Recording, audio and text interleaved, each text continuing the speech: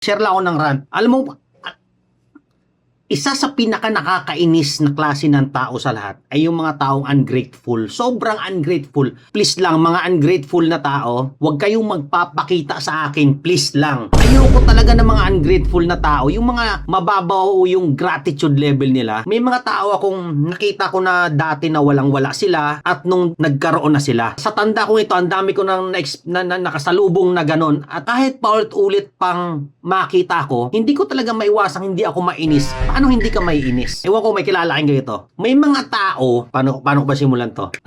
Hindi, gulong. Wait lang. Paparelease ko sa inyo kung gaano ka-hypocrite karamihan ng tao. Yung sitwasyon nyo ngayon, malamang, wait lang.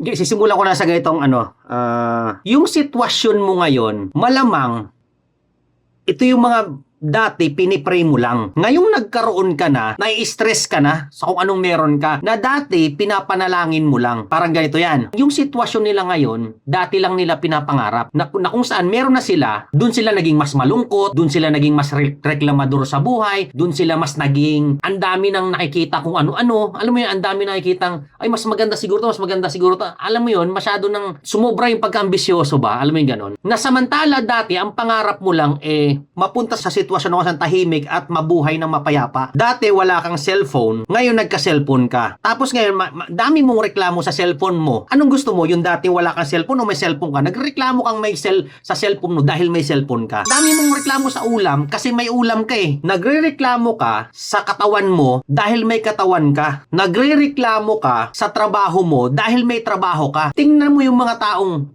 lumpo, bulag. Nakita ko lang nakaraan sa Indian, Indian sa TikToker, Indian eh. Bulag siya nagtatrabaho. Nagsisipag talaga siya, masaya siya kasi yun na lang yung naibibigay niya. Meron din yung nakita ang mga tao, especially sa mga gera, may mga gerang lugar, wala silang makain. Tapos ikaw nagrereklamo ka sa kung anong ulam meron ka. Kasi meron nga sa trabaho. Ang daming tao walang trabaho sa gera. Kahit dito na lang sa Pilipinas, trabaho ang problema eh. Ang daming reklamo dahil walang trabaho. Samantala ikaw, nagrereklamo ka sa trabahong meron ka. Di ba nakakainis yung ganun? Alam mo yung gratitude nila, yung kaligayahan na nakaranas na ng konting karangyaan, nireklamo na lahat na kung anong meron siya. Anong klase? Iyan yung mga personality na kung saan kahit saan mo dalhin, hindi talaga magiging masaya. Mas maganda pa nga nung wala siya eh. May mga tao na mas maganda pa na wala siya kasi mas nagiging humble, mas masaya siya, nakakain siya ng 3 beses ang araw, nagiging mas peaceful, hindi nag-aaway ang pamilya, walang pinag-aawayan. Pero pag nagkaroon na, alam mo yun, nag-aaway dahil sa pera, mag-asawa, na dating walang-wala. Ang dami kong kilalang ganyan. Actually, marami akong kilalang ganyan. Nung walang-wala, mas masaya pa sila. Nung nagka-pera, nag-aaway na dahil sa pera. Dahil meron. Kung i-twist mo to sa positive aspect, ang pera, isa sa pinakamagandang problema talaga. Kasi pwede mo siyang diskartehan eh. Ma-realize mo na yung pinag-aawayan nyo pala mga bagay-bagay, dati nyo lang palang pinapangarap. So ano nangyari? Bakit naging ganun ang personality ng mga tao? The moment na makuha nila yung mga bagay na gusto nila at hindi pa rin sila masaya. Alam mo tawag doon? Hedonic adaptation. Nagiging over-familiarity sa iyo isang bagay to the point na nagsasawa ka as time goes by. Walang pinagkaiba yan sa marriage. Sa una lang, sa panliligaw masaya. Pero pag kayo na, ganon talaga.